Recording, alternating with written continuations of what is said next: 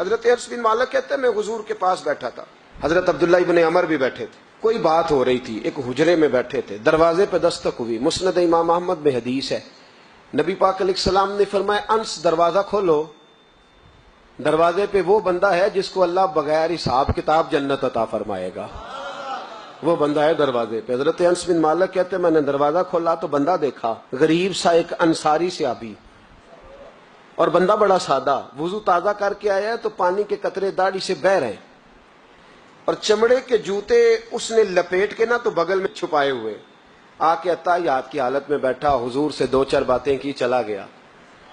ہم اس کا رنگ دیکھتے رہے اور مصطفیٰ کا کرم دیکھتے رہے۔ اس کو حضور نے جنتی کہا ہے۔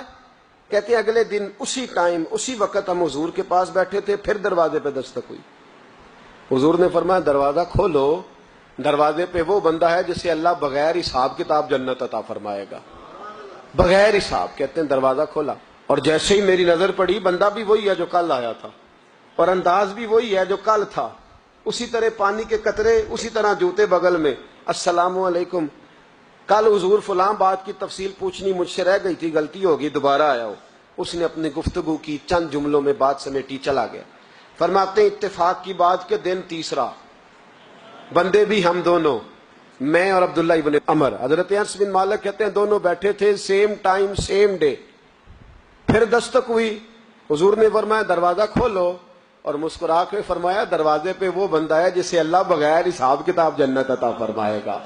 کہتے ہیں کھل اٹھے ہمارے چہرے، باہر گئے، دستک ہوئی تھی، دروازہ کھولا۔ فرماتے ہیں مجھے یقین تھا وہی ہوگا جو 2 دن پہلے آیا تھا، اور میرے یقین کے مطابق ہی کام ہوا، وہی بندہ تھا جو کل بھی تھا، جو پرسوں بھی تھا، حالت اور کیفیت اور انداز بھی وہی تھا، پانی کے قطرے بہ رہے ہیں، اور اس شخص نے جوتے بغل میں دبائے ہوئے خدمت میں حاضر ہوا، بیٹھ گیا، بات چیت کی، چلا گیا۔ حضرت انس بن مالک کہتے ہیں تھوڑی دیر ہوئی تو حضور بھی تشریف لے گئے۔ حضرت عبداللہ ابن عمر مجھے کہنے لگے یار ویسے کتنے اس کے نصیب ہیں، کتنے نصیب ہیں، کوئی آیا لے کے چلا گیا، کوئی آیا لے کے چلا گیا، کوئی عمر بھر بھی نہ پا سکا، میرے مولا تجھ سے گلا نہیں، یہ تو اپنا اپنا نصیب ہے۔ کہتے ہیں ہم لوگ گفتگو کرنے لگے، عبداللہ ابن عمر مجھ سے کہنے لگے یار ویسے پتہ کرنا چاہیے یہ کون سا عمل کرتا ہے۔ تو حضرت عبداللہ ابن عمر کہتے ہیں میں اس کے پیچھے ہو گیا، اس سے سلام لی، تو میں نے کہا مجھے 2-3 دن کے لیے مہمان بنا لو گے؟ تو کہتے ہیں مجھ سے کہنے لگا کوئی گھر میں جھگڑا ہو گیا، کیونکہ پڑوس میں تو تمہارا قریب ہی تو تمہارا گھر ہے، میرے مہمان بننے کو کچھ جھگڑا ہے؟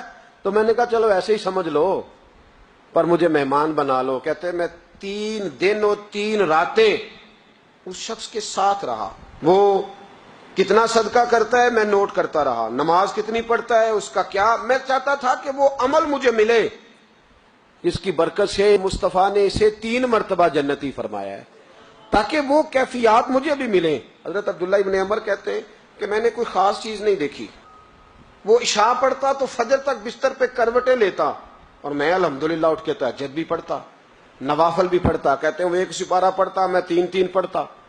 فرماتے ہیں اس نے 3 دنوں میں کھجور بھی صدقہ نہیں دی، کہ کھجور بھی، اور میں نے بڑے بڑے غریبوں کی مدد کی۔ میں کہنے لگا کہ عمل تو میرا زیادہ ہے اس سے، پھر خوبی کیا ہے؟ اسلام اور دین کا جو فکری اساس ہمیں صحابہ نے دی۔ حضرت عبداللہ ابن عمر کہتے ہیں میں نے تیسرے دن اسے کہا بھائی اللہ تیرا بھلا کرے، تو نے بڑی خدمت کی، میں نے جانا ہے میرا کوئی جھگڑا نہیں ہوا تھا، میں تو بس تیرا عمل دیکھنے آیا تھا کہ تو عمل کیا کرتا ہے۔ تو وہ صحابی کہتے ہیں مجھے کہنے لگے یار تو میرا عمل دیکھنے آیا تھا، مجھے بتا تو صحیح کیا نے، اور کیوں دیکھنے آیا میرا عمل، تجھے کیا ضرورت پڑی میری جاسوسی کی؟ تو کہتے ہیں مجھ سے جب اس نے سوال کیا تو میں نے اس کو کہا بھائی تو 3 دن آیا نا، ہم بیٹھے ہوئے تھے؟ کہا ہاں میں آتا رہا ہوں۔ کہا 3 دن نبی پاک نے فرمایا اللہ تجھے بغیر حساب کتاب جنت عطا فرمائے گا۔ تو میں چاہتا تھا کہ میں ذرا جاسوسی کروں، ذرا دیکھوں، کھوج لگاؤں کون سا ایسا عمل ہے، آپ بھی ذرا دھیان دیجئے گا، کون سا ایسا عمل ہے؟ حالانکہ تو عشاء پڑھتا ہے اور اٹھ کے فجر پڑھتا ہے، میں تہجد بھی پڑھتا ہوں، تیرا سپارہ 1 ہے میرے 3 ہے، کون سا ایسا عمل ہے جس کے سبب تجھے جنت ملے گی؟ کہتے ہیں وہ صحابی کہنے لگے یار کوئی ایسا عمل نہیں، کوئی شے نہیں، میں اس قابل ہی نہیں، من نانم کے من دانم، جو میں ہوں مجھے پتا ہے۔ کہا پھر کوئی بات تو ہوگی، تیری مہربانی بتا دے، میں نے 3 دن 3 راتیں محنت کی ہیں، بتا دے۔ کہتے وہ کہنے لگے اگر تجھے بتاؤں نا تو پھر سن، میں جب رات کو سوتا ہوں تو اپنے دل پہ نظر ڈالتا ہوں، اور سویرے جب اٹھتا ہوں تو پھر اپنے دل پہ نظر ڈالتا ہوں۔